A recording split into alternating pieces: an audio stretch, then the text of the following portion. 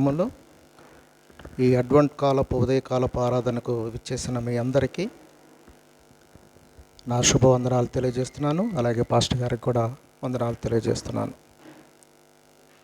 ఎప్పుడు చెప్పే విధంగానే బెరియా సంఘం ఏ విధంగా అయితే వాక్యాన్ని పరిశోధించిందో అదేవిధంగా నేను చెప్పే మాటలు కూడా మీరు పరిశీలించాలని విన్నవించుకుంటున్నాను. చిన్న ప్రార్థన చేసుకుందాం. పరిశుద్ధుడు ఒక తండ్రి, మా ప్రియ పరలోకపు రాజా, నీకు వేలాది స్తుతులు స్తోత్రముల తండ్రి. ఈ ఉదయకాలం ప్రభా, నీ పాద సన్నిధి దగ్గర నిలబడి ప్రభా, నీ బిడ్డలతో నేను మాట్లాడుచుండగా నా మాటలు కాకుండా ప్రభా, మీరు నా నోటిలో మీ మాటలుంచి ప్రభా, నీ బిడ్డలకు ఏ మాటలు ఏ వాక్యము కావాలో ఆ వాక్కులను ప్రభా నా నోటి ద్వారా మీరు పలికించి వారి హృదయాన్ని తెప్పరిల్ల చేయమని అతి త్వరగా రానైన యేసుక్రీస్తు నామమున పేట వేడుకొంచున్నాము తండ్రి, ఆమేన్. మనం చదువుకున్న వాక్య భాగంలో యోహాను సువార్త 1వ అధ్యాయము 12-13 ఈ విధంగా రాయబడి ఉన్నది. తన్ను ఎందరు అంగీకరించారో వారందరికీ, అనగా తన నామమందు విశ్వాసముంచిన వారికి దేవుని పిల్లలగుటకు ఆయన అధికారము అనుగ్రహించెను. ఈ బైబిల్లో మొత్తము 4 సువార్తలు రాయబడి ఉన్నాయి. 4 ఎందుకు రాశారు? ఒకటి రాస్తే సరిపోతుంది కదా అని అనుకోవచ్చు. ధర్మశాస్త్రం ప్రకారం ఏముంటుంది? ఏ విషయాన్నైనా నిర్ధారించడానికి 2 లేదా 3 యొక్క సాక్షులు అవసరమై ఉన్నది. అందుకే పరిశుద్ధాత్మ దేవుడు 4 చేత ఈ సువార్తని మనకి రాయించిచ్చాడు. అంటే యేసుక్రీస్తు పుట్టుక, అంటే మత్తయ్య, మార్కు, లోకా, వీళ్ళు 3 తీసుకుంటే ఏ విధంగా ఉంటుందంటే వాళ్ళ వంశావళిని తీసుకునో లేకపోతే యేసుక్రీస్తు పుట్టుకుని తీసుకునో ఆ జననము, తర్వాత ఆయన పెరిగిన విధానము, ఆయన చేసిన అద్భుతాలు, ఆశ్చర్యకార్యాలు ఇవన్నీ వివరించుకుంటూ వస్తూ శిలువ మరణాన్ని గురించి ఎండ్ చేస్తారు. అయితే ఈ యోహాను మత్తయి సువార్తను మనం తీసుకుంటే మత్తయి సువార్తలో ఏం చేస్తాడంటే వంశావళిని తీసుకుంటూ వచ్చి 4 యూదేతరుల గురించి చెప్తారు. ఆ స్త్రీల గురించి, తామారు గురించి, ఆ తర్వాత ఊరియా గురించి, తర్వాత రాహాబ్ గురించి, రూతు గురించి, ఆడ బెత్షెబా గురించి చెప్పడు కానీ ఊరియా అని రాస్తాడు. ఎందుకు అంటే వీళ్ళు 4 కూడా యూదేతరులు.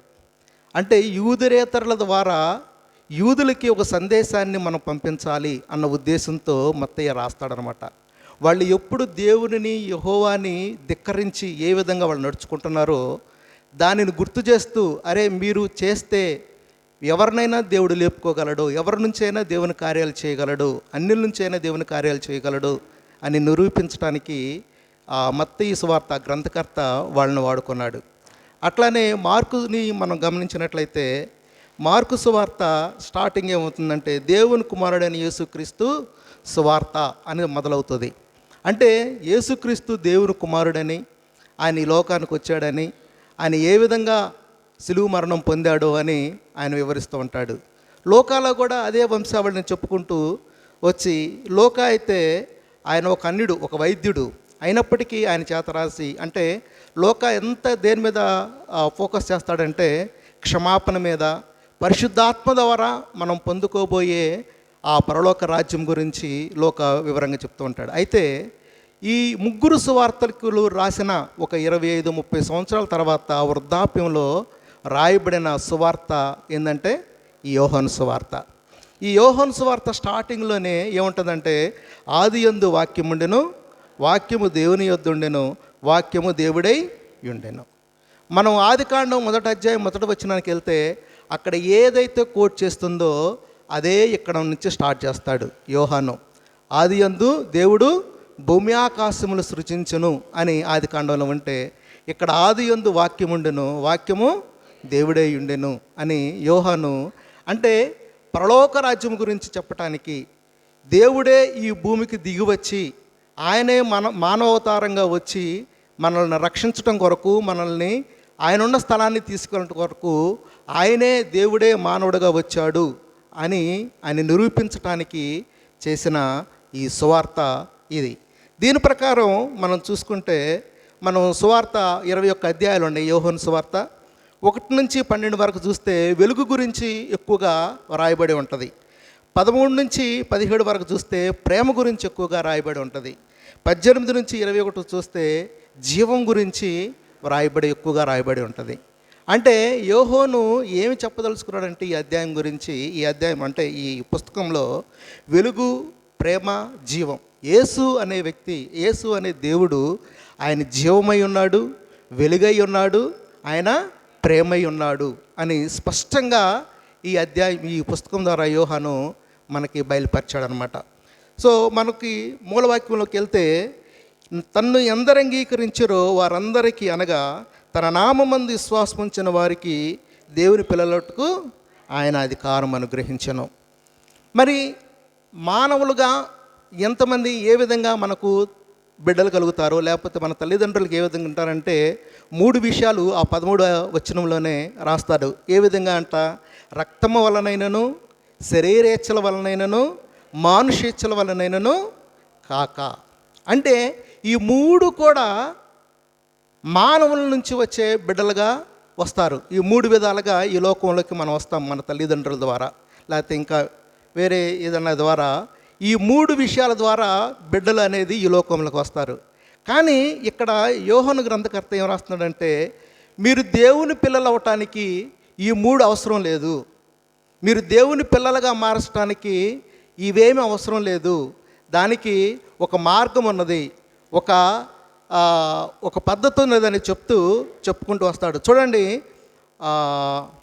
మీరు గలతీ 3వ అధ్యాయము 26-28 వరకు చూస్తే అక్కడ మనకు స్పష్టంగా రాయబడి ఉంటుంది. యేసుక్రీస్తునందు మీరందరి విశ్వాసము వలన దేవుని కుమారులై ఉన్నారు. క్రీస్తులోనికి బాప్తిసం పొందిన మీరందరూ క్రీస్తును ధరించుకొని ఉన్నారు. ఇందులో యూదుడని, గ్రీసు దేశస్థుడని లేదు, దాసుడని, స్వతంత్రుడని లేదు, పురుషుడని, స్త్రీ అని లేదు, యేసుక్రీస్తునందు మీరందరూ ఏకముగా ఉన్నారు. చూడండి, చాలమ్మ, చూడండి ఇక్కడ ఏం చెప్తున్నాడు. సో యేసుక్రీస్తునికి పిల్లలు అవ్వటానికి ఏం చెప్తున్నారు, యేసుక్రీస్తునందు మీరందరూ విశ్వాసం వలన దేవుని కుమారులై ఉన్నారు. ఎందరైతే యేసుక్రీస్తుని నిజదేవుడిగా అంగీకరించి, ఎందరైతే యేసుక్రీస్తుని తన సొంత రక్షకుడిగా అంగీకరించి, ఎందరైతే యేసుక్రీస్తు రక్తం ద్వారా మన పాపములన్నిటిని కడిగివేసి ఆయన మనల్ని పవిత్రపరుస్తాడని విశ్వసించి మన హృదయంలో తెలుసుకుని రూఢీ చేసుకుని ఆయనని దేవుడుగా అంగీకరిస్తామో వాళ్ళందరూ ఏమవుతారంట, దేవుని పిల్లలవుతారంట. ఆ పిల్లలు అవటానికి ఆడు యూదుడు కావచ్చు, యూదురేతడు కావచ్చు, గ్రీసు దేశస్థుడు కావచ్చు, పురుషుడు కావచ్చు, స్త్రీ కావచ్చు, ఎవరైనా కావచ్చు, ఈ ప్రపంచంలో పుట్టిన ఏ వ్యక్తి అయినా కానీ దేవుని పిల్లలుగా అవటానికి అర్హత అనేది ఉంది. ఆ అర్హత ఏంటంటే యేసుక్రీస్తుని నిజరక్షకుడుగా అంగీకరించటం. యేసుక్రీస్తుని ఎప్పుడైతే మనం నిజరక్షకుడిగా అంగీకరిస్తామో, మనము నమ్మి బాప్తిసం తీసుకుని ఆయన క్రియల పట్ల, ఆయన పట్ల మన విశ్వాసం ఉంచినప్పుడు ఆయన మన బిడ్డలుగా అంగీకరిస్తాడు. అదే రోమా 8:14 కూడా చూస్తే ఇంకా కొంచెం వివరంగా రాసి ఉంటుంది. చూడండి, రోమా 8వ అధ్యాయము 14-15. దేవుని ఆత్మచేత ఎందరు నడిపింపబడుదురో వారందరూ దేవుని కుమారులై ఇందురు. దేవుని ఆత్మచేత. ఎప్పుడు దేవుని ఆత్మ మన మీదకి వస్తుంది? నువ్వు యేసుక్రీస్తుని నిజరక్షకుడిగా అంగీకరించి మన పాపములన్నిటిని మనం ఒప్పుకుని ఆయన అధికారాన్ని కింద మనం ఇచ్చినప్పుడు, మనం వెళ్ళినప్పుడు ఆయన ఆత్మ అనేది మనలోకి వస్తుంది. ఎప్పుడైతే దేవుని ఆత్మ మన మీదకి వస్తుందో, దేవుని ఆత్మ చేత ఎందరూ నడిపింపబడుతుందో, ఈ లోకంలో అనేక మంది అనేక విషయాల ద్వారా నడిపింపబడతారు, కానీ ఒక క్రైస్తవులు మాత్రమే పరిశుద్ధాత్మ ద్వారా నడిపింపబడతారు. ఎవరైతే ఆత్మను పొందుకుంటారో, అందుకే బైబిల్లో ఉంటుంది, ఎవరు నా ఆత్మ లేరో వారు నా వారు కాదు అని ఉంటుంది. పరిశుద్ధాత్మని ఎందరైతే పొందుకుని దాని ద్వారా మనం నడిపింపబడతామో వారందరం కూడా ఏందంట, దేవుని బిడ్డలం, కుమారులం అవుతామంట. చూడండి, అదే 1 యోహాను 3:9-10 చూస్తే ఇక్కడ ఇంకా కొంచెం స్పష్టంగా ఉంటుంది. 1 యోహాను 3వ అధ్యాయము 9వ వచనం. దేవుని మూలముగా పుట్టిన ప్రతి వానిలో ఆయన బీజము నిలుచును గనుక వాడు పాపము చేయుడు. వాడు దేవుని మూలంగా పుట్టినవాడు గనక పాపం చేయజాలడు. చూడండి, దేవుని మూలముగా పుట్టినవాడు ఎవడో వాడేం చేయడంట? పాపం చేయడు. పాపమే కాదు, పాపం చేయటానికి కూడా ఆలోచన అనేది రాదంట. అంటే ఎందరైతే దేవుని ద్వారా యేసుక్రీస్తు రక్తం ద్వారా కడగబడి పరిశుద్ధాత్మను మనం పొందుకుని ఆయన విశ్వాసంలో మనం ముందుకు వెళతామో అప్పుడు ఏమవుతుందంట? మనము దేవుని బిడ్డలుగా ఉంటాము. పాపమానికి లోకముల ఆశల వైపు, శరీరేచ్ఛల వైపు మనం వెళ్లకుండా ఆ పరిశుద్ధాత్మ దేవుడు అనేది మనల్ని గద్దిస్తూ ఉంటాడు, మనల్ని కాపాడుతూ ఉంటాడు, మనల్ని హెచ్చరిస్తూ ఉంటాడు. అందుకే ఎప్పుడైతే పరిశుద్ధాత్మ ద్వారా మనం నడిపింపబడతామో అప్పుడు మనం దేవుని పిల్లలం అనటానికి ఆస్కారంగా ఉంటుంది. దేవుని పిల్లలుగా మనకు అంగీకరిస్తాడు. ఎప్పుడైతే మనం దేవుని పిల్లలు అవుతామో గలతీ 4:6-7 చూడండి. గలతీ 4:6-7 మరియు మీరు కుమారులై ఉన్నందున ఆయన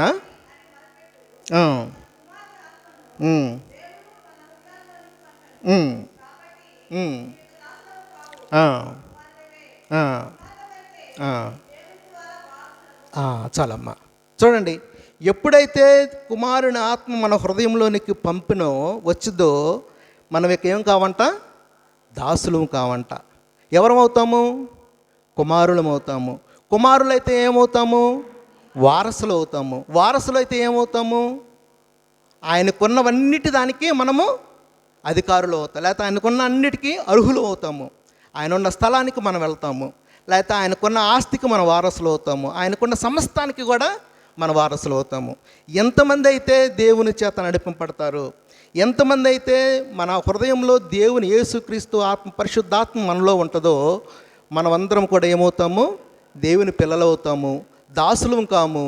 అట్లాగే కాకుండా ఆయనకున్న దానికి ఏమవుతామంట? వారసులం అవుతాం అన్నమాట. సో ఈ విధంగా మనము దేవుని పిల్లలుగా అవటానికి, అందుకే మత్తయి సువార్త 5:9 ఉంటుంది కదా, సమాధానపరచువారు ధన్యులు, వారు దేవుని కుమారులు అనబడదురు. ఎవరు దేవుని కుమారులు అనబడతారు? సమాధానపరిచేవారు. ఎవరు సమాధానపరుస్తారు? యెషయా 9:6 ఉంది కదా, ఏలయనగా మనకు ఒక శిశువు పుట్టును, ఆయన మీద రాజ్యభారం ఉన్నది, ఆయనకి ఏమేమి పేర్లంట? ఆశ్చర్యకరుడు, ఆలోచనకర్త, బలవంతుడైన దేవుడు, నిత్యుడగు తండ్రి, సమాధానకర్తయగు అధిపతి. సమాధానకర్తయగు అధిపతి. ఎవరైతే సమాధానపరుస్తారో వారు దేవుని పిల్లలు అవుతారు. ఆ సమాధానానికి అధిపతి ఎవరంట? ప్రభు అయిన యేసుక్రీస్తు. ఎవరైతే ప్రభు అయిన యేసుక్రీస్తుని మనం అంగీకరిస్తామో, ఎవరైతే ప్రభు అయిన యేసుక్రీస్తు మార్గంలో మనం నడుస్తామో అందరూ కూడా ఏమవుతాము? దేవుని పిల్లలుగా మనము నిరూపించబడతాము. ఈ రక్షణ అనేది వ్యక్తిగతమైనది. ఈ రక్షణ అనేది మా నాన్న ప్రార్థన చేస్తాను, లేకపోతే మా నాన్న రక్షణ పొందితే ఆ రక్షణ నాకు రాదు, నేను రక్షణ పొందితే నా రక్షణ నా పిల్లలకు వెళ్ళదు. అందుకే అంటారు కదా, హెస్కేలు 14:14 ఏమంటాడు? యోబు, దానియేలు, నోవాహు వీరు ముగ్గురు ఉన్నప్పటికీ వాళ్ళు మాత్రమే రక్షించబడతారు, కానీ ఇంక ఎవరు కూడా వాళ్ళ కుమారులు కూడా రక్షించబడరని ఉంటుంది. అంటే రక్షణ అనేది వ్యక్తిగతమైనది. రక్షణ అనేది నీ సొంతమైనది. మన పాపములు మనం ఒప్పుకున్నప్పుడు, మన దోషాలను మనం ఒప్పుకున్నప్పుడు, మన అతిక్రమాలను మనం ఒప్పుకున్నప్పుడు ఆ రక్షణ అనేది మనకు వ్యక్తిగతంగా వస్తుంది. కానీ నేను రక్షించబడినని నా భార్య రక్షించబడదు, నా పిల్లలు రక్షించబడరు. కాబట్టి ఎవరికి వారు వ్యక్తిగతంగా మనము దేవునిలో మనం ఉన్నప్పుడు, దేవునిలో మనం వెళ్ళినప్పుడు, విశ్వాసంలో మనం ఉన్నప్పుడు మనం రక్షించబడతాము. మరి షడ్రక్, మేషక్, అబేద్నెగోలు కూడా ఎంత విశ్వాసంతో ఉంటారు. ఆ కొలిమిలో ఆ మంటలో వేసినప్పుడు వాళ్ళు అంటారు, రాజా నా దేవుడు నన్ను రక్షించుటకు సమర్థుడు.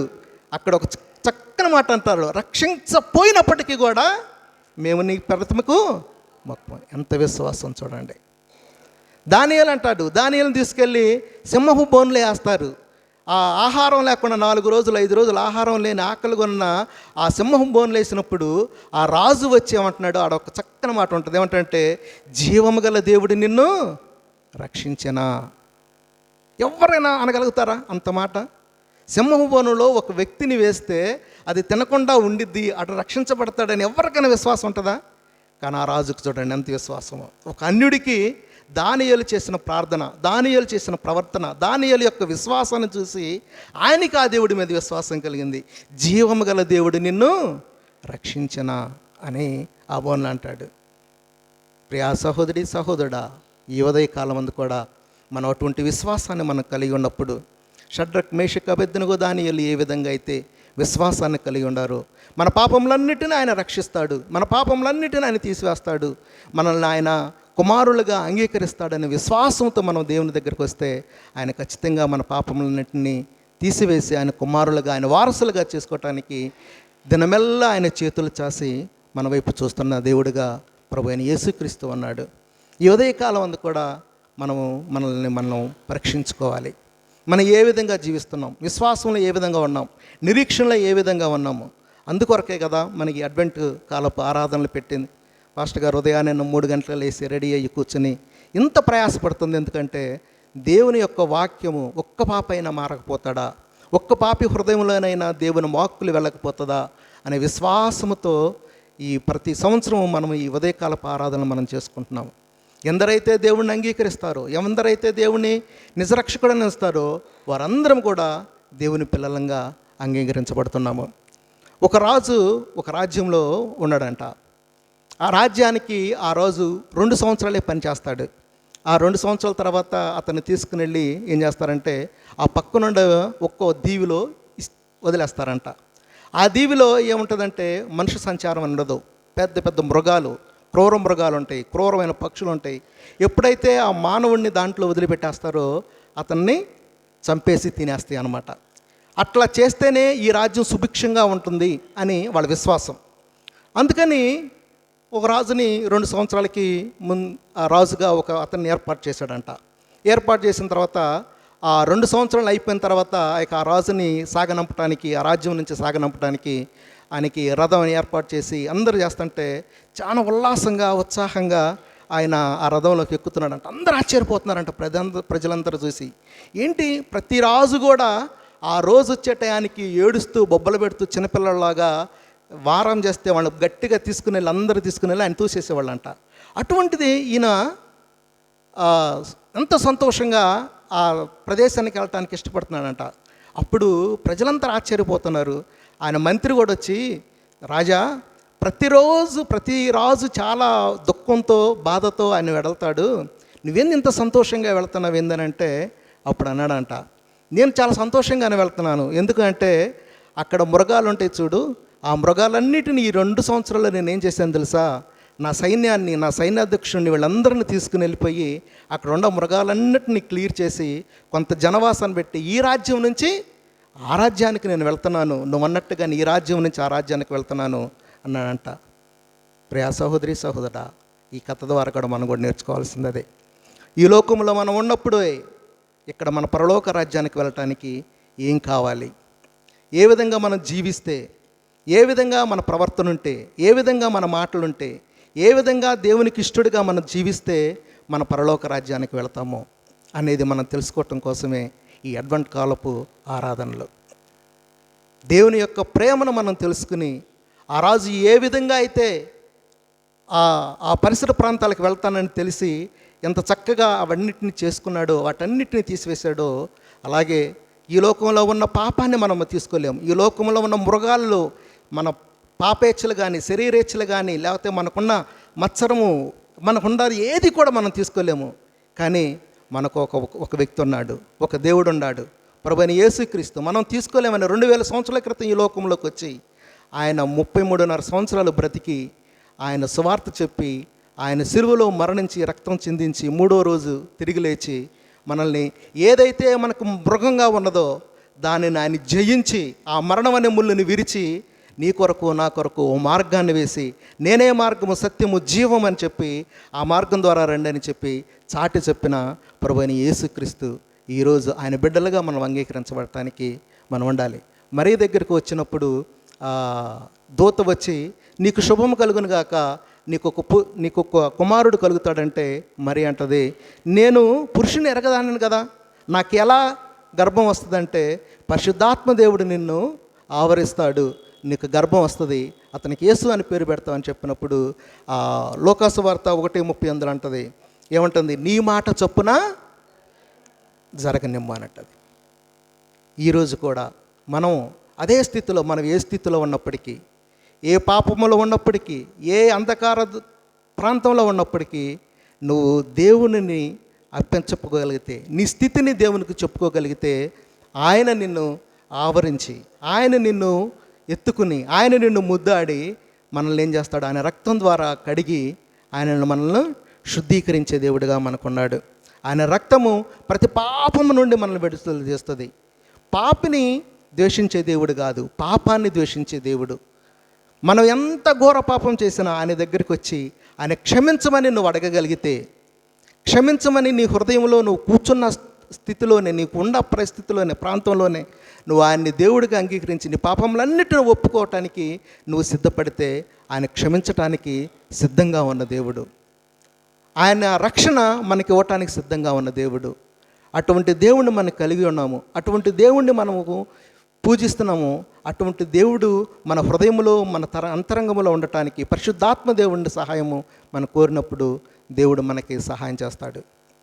అటువంటి పరిస్థితుల్లో గుండా మనం వెళ్ళాలని, అటువంటి స్థితిగతుల నుంచి మనం వెళ్ళాలని మనకి కాలపు ఆరాధనలు ఏర్పాటు చేశారు. కాబట్టి ఈ ఉదయకాలపు ఆరాధన యొక్క పరమార్థాన్ని మనం తెలుసుకుని ఆయన్ని మనం దేవుడిగా అంగీకరిస్తే ఆయన బిడ్డలుగా మనం ఉంటాము. ఆయన బిడ్డలుగా మనం ఉంటే ఆయన వారసులుగా మనం ఉంటాము. ఆయన వారసులుగా మనం ఉంటే ఆయన యొక్క ప్రతి పరిస్థితికి, ప్రతి స్థితికి కూడా మనము అర్హులమై ఉంటాము. ఈ లోకంలో మనకి ఏది కూడా అసాధ్యం అనేది లేదు. దేవునికి అసాధ్యమనేది ఏమీ లేదు, సమస్తము సాధ్యమే. ఆయన దేనినైనా చేయగలడు. కాబట్టి అటువంటి కృప మనకు కావాలని మనం ప్రార్థిద్దాము. దేవుడి ఈ మాటలు దీవించును గాక. ఆమేన్. సమస్త జ్ఞానం మించిన దేవుని యొక్క